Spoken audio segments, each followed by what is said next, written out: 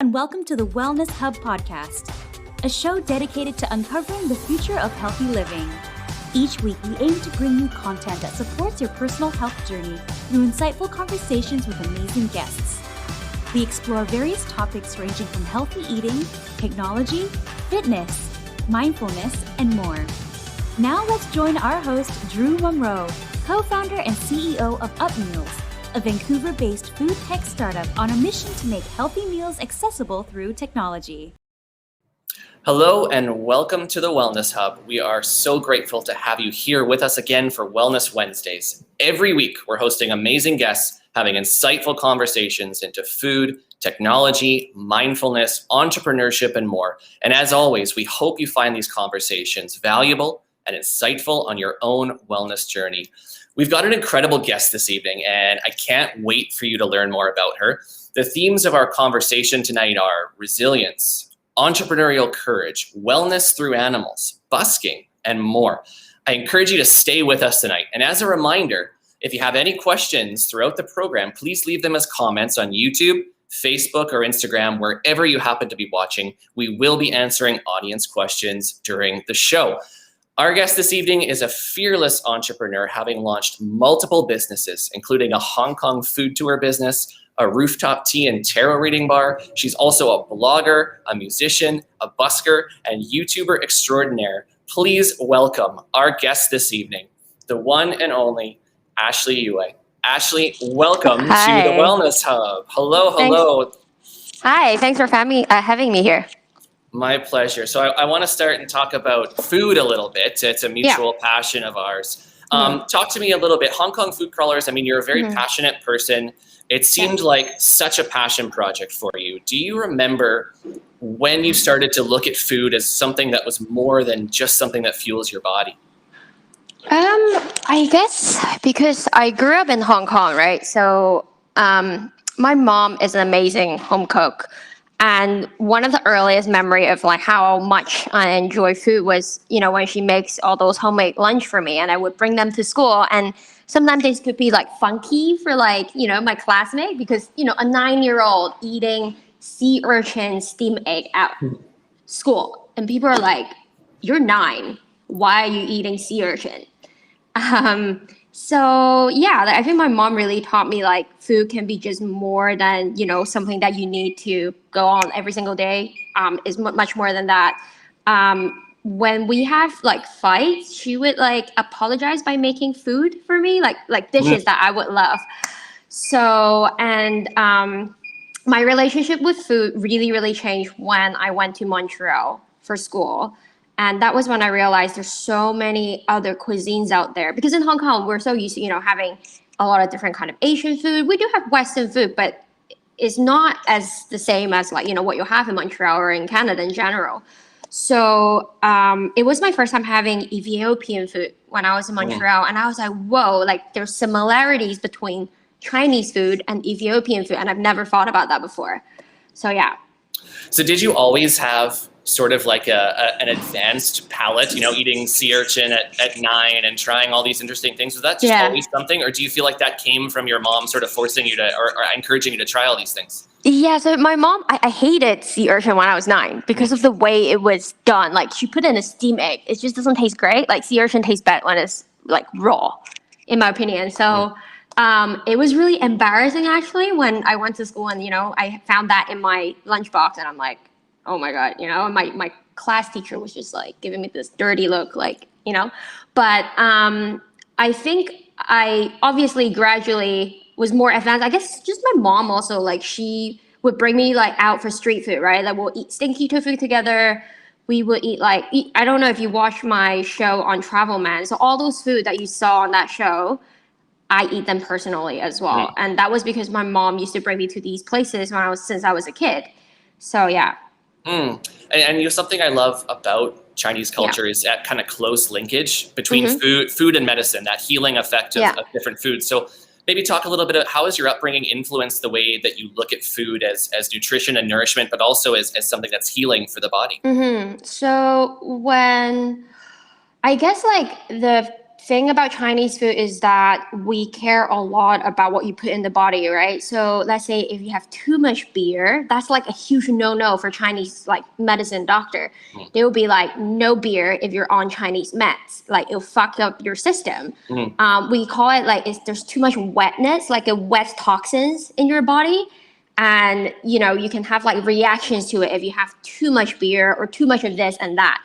So it's very interesting. Like if I eat like too much beef sometimes, or like too much fried food, like your body will have like I don't know about like how people see it in the West. They probably don't understand the concept as much, but like in like Hong Kong, we're like, okay, you have too much fried food, you have too much beef, or like you stay up too late and then you have breakouts on your skin, your breath smell bad, and there's just a lot of heat in your body.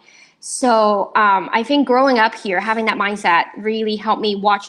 I wouldn't say I watch out what I eat, but like if I notice something's changing from my body, I'm like, oh, it must be something that I ate the other day. Yeah, and also I think one thing that I missed the most when I was in Canada was that I miss homemade soup, Chinese soup.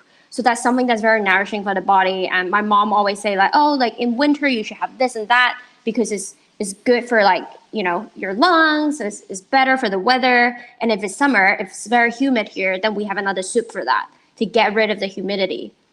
Yeah. And well, it's super interesting just that all those things are closely tied. I mean, we sort of like we look at that in Canadian culture and North American culture, and of course, like drinking too much beer is bad, but we don't make that connection to how our body responds to it, what those long-lasting effects are. So I really admire that about Chinese culture and how much they value that. Given I would consider you moving to sort of street food now. I mean, I would consider you an expert on street food. Maybe, I don't know if you consider yourself at that level, but I certainly do.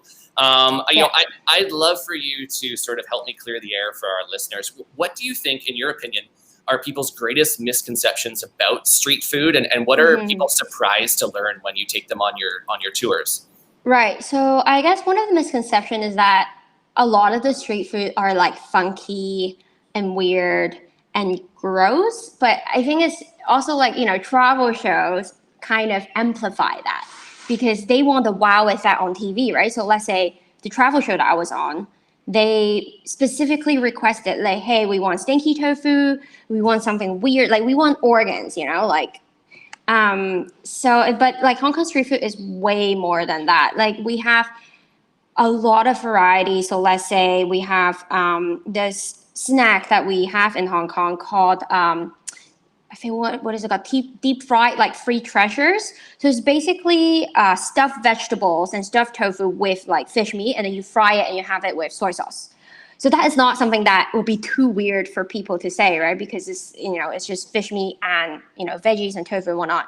And we also have siu mai, that is like a little dumpling, and you deep fry it. You can have it with like a pepper sauce, or you can have it with honey. So there's a lot of different varieties. Like street food, it could be sweets as well. So we have like Hong Kong egg waffles. We have Hong Kong style waffles, which you put, it's like a regular waffle, and then you put butter, and then sometimes it's sugar and peanut butter, and a little bit of condensed milk as well. So there's so much to Hong Kong street food that I think in Canada, it'll be a little bit harder to try all these like options. But yeah. I just hearing you describe all these things, I miss street food so much. I miss traveling.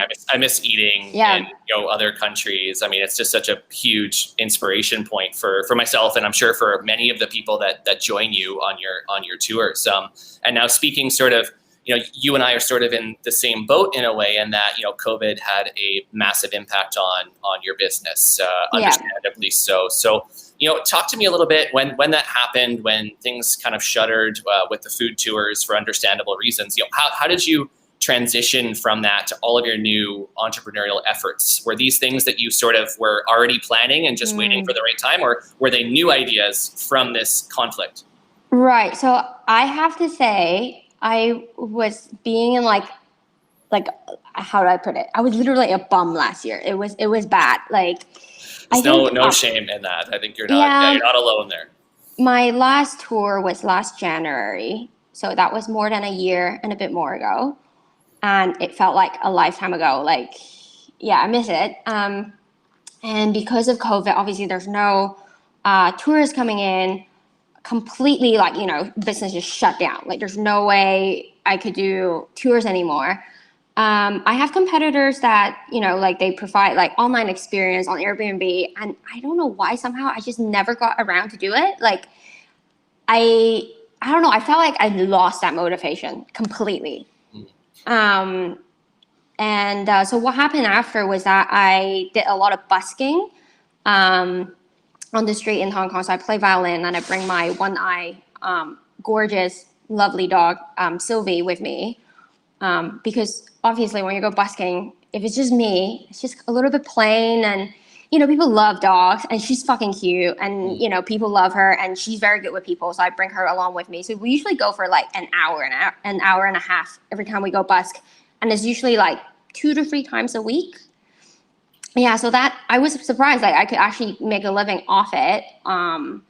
It's not much, but it's still quite good in terms of, and then I started doing doggy daycare, because the neighborhood I was living in, there's a lot of like different dog owners, and, you meet them through like doggy walks and stuff. So, yeah. Awesome. And so, like, we would call that, and I would call that, and some people resonate with this term, a serial entrepreneur, in that you are sort of starting multiple projects and things, and you have all these things going on at the same time. Just starting one business is like a monumental task, and you've got all these things on the go and 3 or 4 or 5 different projects. Where do you get your drive and your motivation from? Okay, this is a little bit embarrassing. I don't find myself like, I don't really see myself as serial entrepreneurs. It's just more like I do whatever it takes to survive. I would say I wish I'm more consistent in a way. Like, I guess every time I start a project, it's something that I'm actually passionate about. Like, I actually love it. And busking, I think I'm very grateful that I had the opportunity to actually have audience that, people on the street that would actually stop and listen, or they would tip me really generously, even though I might not be like the most perfect violinist. Like, I'm not, because I stopped taking my classes like 10 years ago, and I picked it up again, and my fingers are like freaking rusty. Like, it's just, like, it should be flexible, and my posture should not be like that rigid, but I'm practicing. It's tough, but for blogging, I don't know. I think it's just like a creative outlet for me. Like, the blogging is just more like a hobby for me. And what else am I doing? Well, I got an office job. Right. Sort of, we call that going legit, in the entrepreneurial world, but there's, someone who's able to balance not only now an office job and all these other projects and all these other things, and still maintain, blogging and videos and content creation, and have the time to explore. It's super, super impressive. And a lot of people, they feel, even before they get started, regardless of whether it's a survival, project or a regular one, they feel this sense of like panic and fear of failure and nerves. How do you kind of get over that and just put yourself out there? You seem to be, it's come through effortlessly to you. Has it always been that way? No. So busking, when I used to go busking, I would be like, oh my God, I would have stage fright.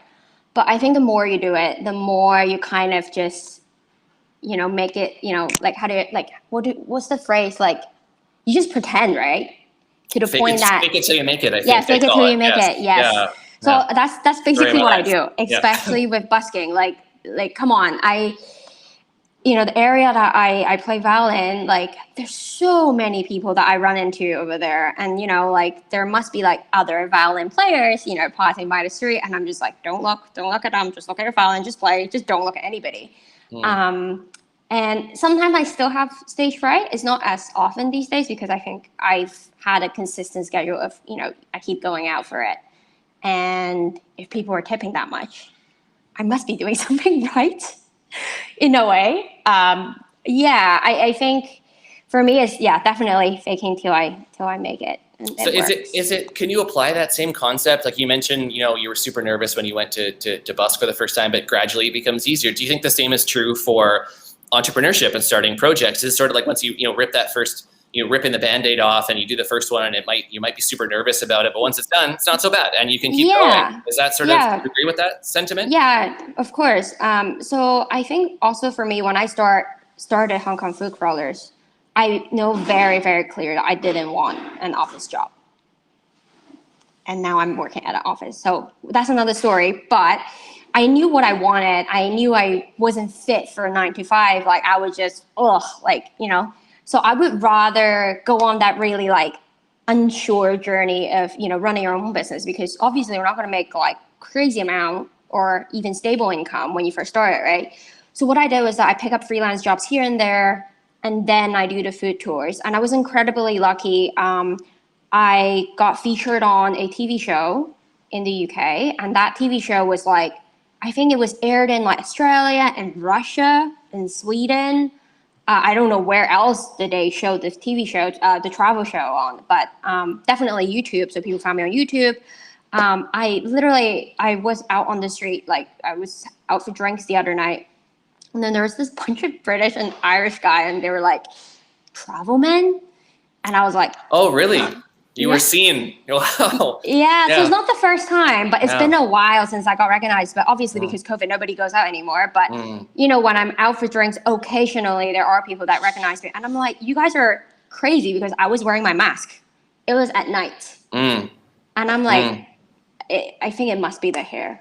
It's got to be. Yeah, it's got to be the hair. And what would you say from this travel show? I mean, I want to sort of talk about. I mean, I had a quick read on your blog and on some of your social media. What would you say is one of your most memorable experiences from that show? Who did you make eat something super weird where they almost couldn't do it? Like what was a memorable experience? So we did like 3 different spots, right? So the first one was the offals on the skewers. So it's like different bits of like animal pieces, on the steak, and people were just, like Richard and John Hamm were like. Sorry, did you say John? Did you say John Hamm? Like yes, John Draper from Mad Men? Really? Yes, yeah. Holy moly. Okay, yeah. What did you make John Hamm? What did you make Don Draper eat that made him uncomfortable? It was chicken kidneys. Really? Oh. Or turkey kidneys? Yes, big kidneys for sure. There's there's the weird bit that's like orange, almost looks like a wiggly sausage thing. It's not really sausage, but it's actually the reproductive tract of the pig. Oh, okay. Yeah. So when he found out, he was just like, okay, come on. The first time I met John Hamm, I made him eat like things like that. So it's like. But Richard Arawati was very nice. He's an introvert. He's very cute. I love him. Like I watched him from IT Crowd, so that was really cool. Because when I found out, I was like screaming at my laptop that he was going to be on the show. And then John Hamm was like, "Are you really expecting me to finish this?" And I'm like, "I'm sitting right next to you." Like that wasn't filmed, obviously, on camera, but I was like, "I'm right next to you." So yeah, and I felt a little bit bad for making them eat it, but hey, they're getting paid for it, so. Exactly, and you got to do it. It's got to try something new, even if it makes you uncomfortable. You never know what you might like. I've certainly discovered some new crazy foods that way as well. I want to talk to you and switch lanes a little bit here. I want to talk to you about sort of one of like my personal favorite projects of yours. You knew it was going to come up. I want to talk about the Drunken Violinist. Maybe you could just really quickly run down what the Drunken Violinist is on YouTube for our listeners. Okay, so I don't even know how I came up with that idea. I think I was busking back then. I started busking. Yeah, I started going on the street busking, and then, I started practicing by looking up other, professional violinists on YouTube. But when I mean professional violinists, they're like violin YouTubers that, they have great content. They play beautifully and have amazing videos, like crazy. So I started watching a lot of these, and I'm like, oh, I want to be that good, but I'm like, I'll never be that good because first of all, I'm not taking classes anymore. And it's been 10 years, my fingers are like an old lady. Like I can't, it's just not as flexible as I say. So I was like, well, there's nobody really doing like imperfect violin playing on YouTube. And I think I was tipsy one night and I was like, why don't I just film something, put it on Instagram? I think I started putting it on Instagram first and then maybe I upload it on my YouTube because I'm just not consistent enough with my YouTube. I'm terrible. But I have a group of very lovely followers that would sometimes be like, hey, give us more content. So I'm like, well, yeah, sure, why not? And then I just uploaded it and people were like laughing their ass off. You know what, I think it's important too, like you've described it very well, but I think it's important that we actually show people what it is. I think we actually have a clip here to show. Sam, can we play the clip, please? Oh no. Can we play it? Guys, it's Drunken Violinist again here, and today we are having a bottle of white. It's from Germany.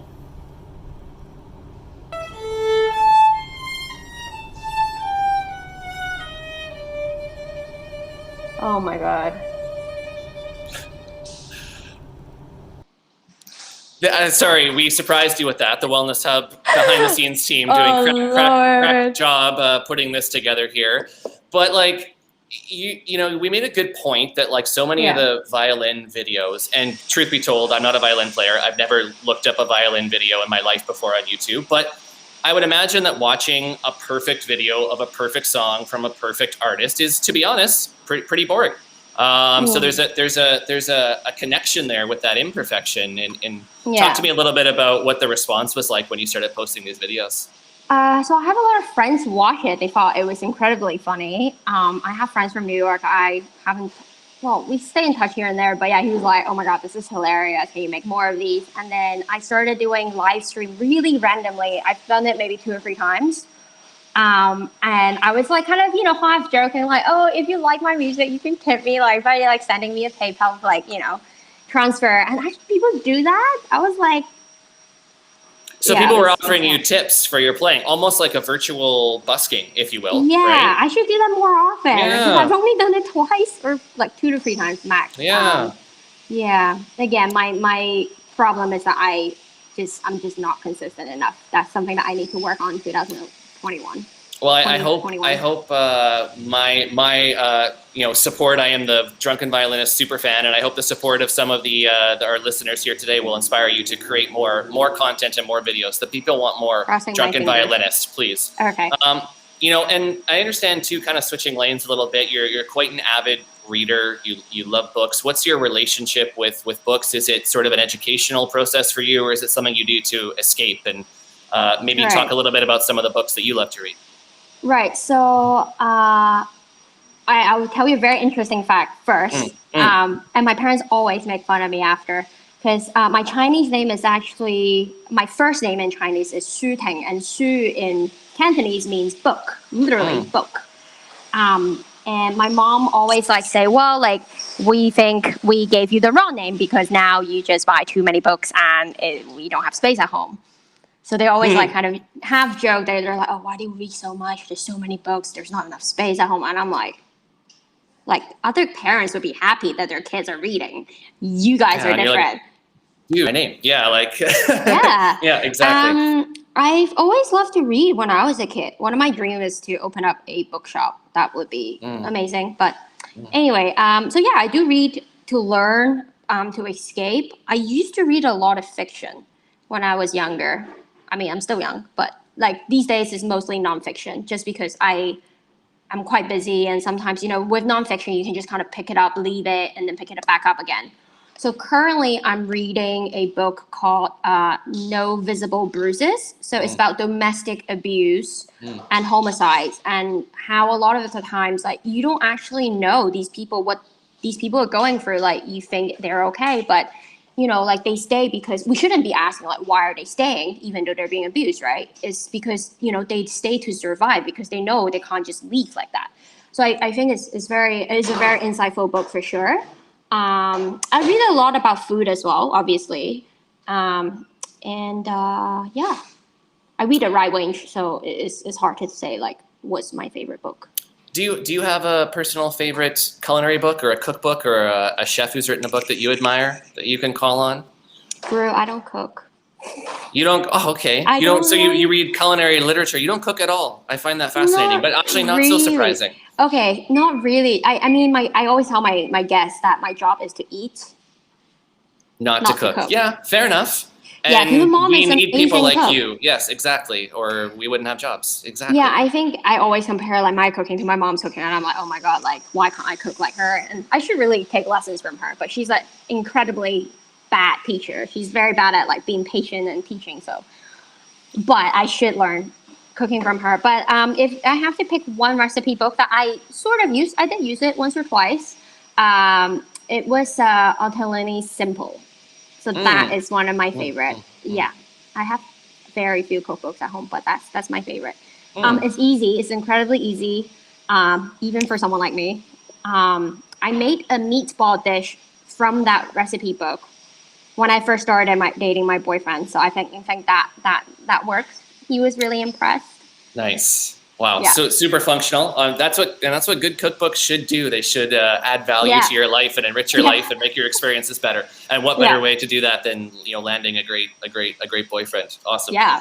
I want to talk a little bit too. You referenced one of them already earlier in our conversation, but your children. I'm referring to your fur babies, I guess, if it will. And you referenced one of your dogs. I think people should know that there are many more of these animals in your life. I think, correct me if I'm wrong here, but it's currently 3 cats and 2 dogs. Yes. And all of them are rescues except one. Is that correct? Yeah, you have a very good memory. Yeah. So talk to me a little bit about how animals sort of came into your life, how they enrich your life. Like, what part do they play in your own life and wellness journey? Right. So I started having my own. Well, my first pet that I adopted is Freddie. So he is a Quebecois kitty. And when I got him, he was 5-6 months old. I think his previous owner was very ill and couldn't take care of him anymore. So he just ended up at SPCA in Montreal. And back then, I was supposed to adopt a bunny. I signed up a form to adopt a bunny, but I ended up going to the cat section and I met Freddie, super friendly guy. And, it was love at first sight. And I took him home and, we've been together ever since. So it's been 10 years. Fuck, that's 10. Yeah, 10 years. And then my second cat was Sibby. I got her from a pet store in Hong Kong. Interestingly, that store has already stopped selling animals because they are now supporting Adopt Don't Shop. But that store was one of the very few places in Hong Kong that you can get a cat or a dog with a legit health guarantee.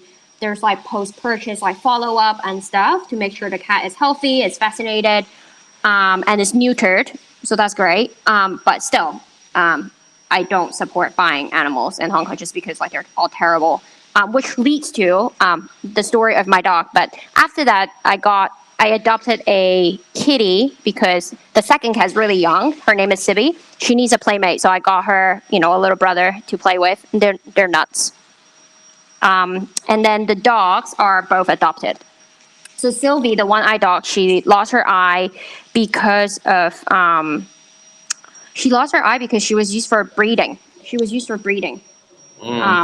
At a puppy's mill, and she was neglected, and she got an eye inflammation. It was so bad that they couldn't save her eye, and so they have to remove it. And I'm pretty sure she was living in a cage before because her leg is not that great. Yeah, and she also got her patella surgery done. And so, for people out there who are living in, big cities like Hong Kong and are looking to get pets, what would be your advice to them for resources on where to go to do it in sort of a safe and socially responsible way? Right. So I would say go to the shelters in Hong Kong for it. Hong Kong.rescue is a good one. That's where I got Sylvie from. There's multiple shelters in Hong Kong that you can follow their Facebook page and Instagram and see which animals need help. Even if you can't adopt, you can foster.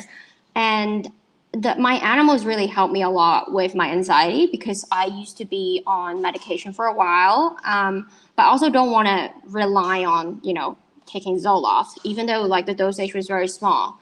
And having my dogs really help with anxiety in the way that because I have to take them out for walks, right? So my attention is focused on them. And when I adopted my youngest dog, I actually was taking a professional dog training course. I haven't finished it yet. I'm halfway through it. But it really helped. I was completely focused on them, and it kind of makes me forget my own stress. And they're very comforting as well, right? Because they love to cuddle and yeah.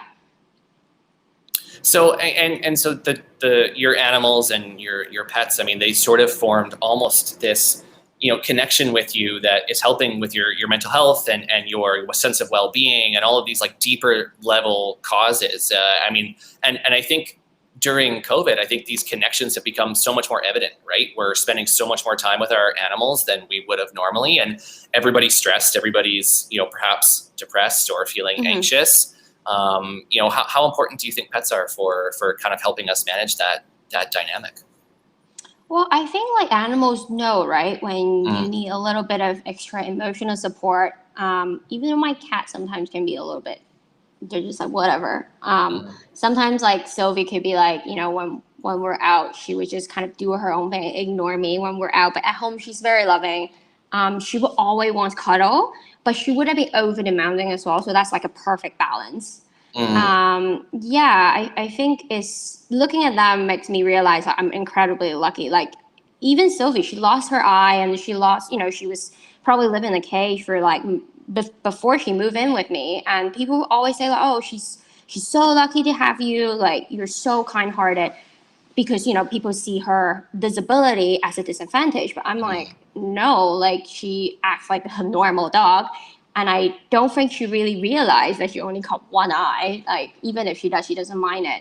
And I learned a lot from her in the way that, like, well, if she can pull through, and she's still so loving to people. She loves, like she'll go up to a stranger and ask for pets, So it just reminds me of, like, sometimes misfortune is not as bad as you think if you can pull through it, right? So, yeah. And this idea of self-care is, for entrepreneurs and for especially people now going through all of this hardship and with their business and their finances and all of this stuff going on with COVID, it's not necessarily at the forefront of people's minds right now that, oh, I need to take time for myself and practice self-care, but it's super, super important. And as a busy entrepreneur yourself, what advice would you have for our listeners about unwinding when you've got a lot of things on the go? Oh, right now, I think for me last year was I need financial stability first. So that's hence the busking. But then up to one point, busking wasn't enough, right? Like, yeah, I was making a lot. Even my boyfriend's like, your hourly rate is just incredibly crazy, like from busking. But you can't go busk all the time because people are gonna get sick of you, and you're not gonna be able to make as much, right? If you go on the street all the time. So that's why I took my full-time job. And I decided that should be the number one priority no matter what, because it's, it's a great position. I'm learning a lot. And I feel like, well, once I learn as much as I could here, then I can do my own thing again. So right now I think it's just prioritizing what I need the most, which is financial stability, because I have 5 animals at home. Can't be like irresponsible anymore. My dad is just like, when are you ever gonna grow up? Sorry, Dad, but yeah. And I try to balance it after work. I love to read, so I do try to read as much as possible. Sometimes I'm really tired after, but I guess right now is my current job. And then after work, I'm learning. I'm learning for, I just signed up for a brand consultants program that takes 3 months to finish. So that's something I want to go into. So I'm trying to, I guess, like upgrade my knowledge a little bit more, investing in myself. So that's my priorities right now. Work and then more work, but personal work. And I also picked up freelance work as well. So that's what I'm focusing on. Yeah. Yeah, those main pillars. Of course, you need to be secure yourself to be able to take care of yourself and feed your 5 hungry mouths at home. And then, the next level, of course, is improving on yourself and educating yourself and improving on that. I mean, that's super important. And I like the way that you've sort of analyzed that in like steps and stages. It's very like analytical and thoughtful, even though it probably doesn't feel like that sometimes. I'm usually not like that. I think it's just after going into this job, obviously there's up and downs at an office job. But I think I'm learning incredibly a lot in terms of being organized, because my boss and my manager think I'm terrible. Like I have really bad ADHD according to them. I do have ADHD sometimes, but I don't think it's that bad. But to them, it's bad. But me too. A staggering amount of entrepreneurs have ADHD, myself included. Yeah, so I'm trying to learn how to prioritize. That's one thing I'm learning a lot from this job. You and me both. It's Yes. a work in progress. Yes. We're gonna take a couple of questions from the audience here, if you don't mind. We've got a couple that have Sure. come through. So, when you have so many creative endeavors in the pipeline, how do you decide which one to pursue and when? I follow my gut feeling. So I'll elaborate a little bit more on that. I think a lot of the things that I do is I started with a surge of just urgency and impulse. Like, I want to do this now. I don't necessarily prioritize as much as I would like. Yeah, so I think it's just I have so many ideas, and they're always like kind of fighting, like, which one to do first. I was supposed to launch a podcast about true crimes in Asia, and I even got all the books about the topic. So, yeah, I've been so. Of course you did, yeah. Yeah, so I've been very obsessed with this British podcast called Red-Handed, and that was like, whoa, this is super cool, and I wanted to do something for true crimes in Asia, and talk a little bit more about the culture and history here. Originally, I wanted to do something food related, but I'm like, are people going to listen to it? I don't know. But that has to be at the back of my pipeline because I have the full-time job, I have my freelance, I have my blah, blah, blah, blah, blah, like too many things. So it's a little bit hard. Perfect. And another question has just come in here. In your opinion, and this is going to be a very difficult question to answer, I'm anticipating, what are the top 3 street foods to try in Hong Kong? Oh, street food or food? Why don't we say street food, just to narrow it down a little bit? Okay. Street food. Okay.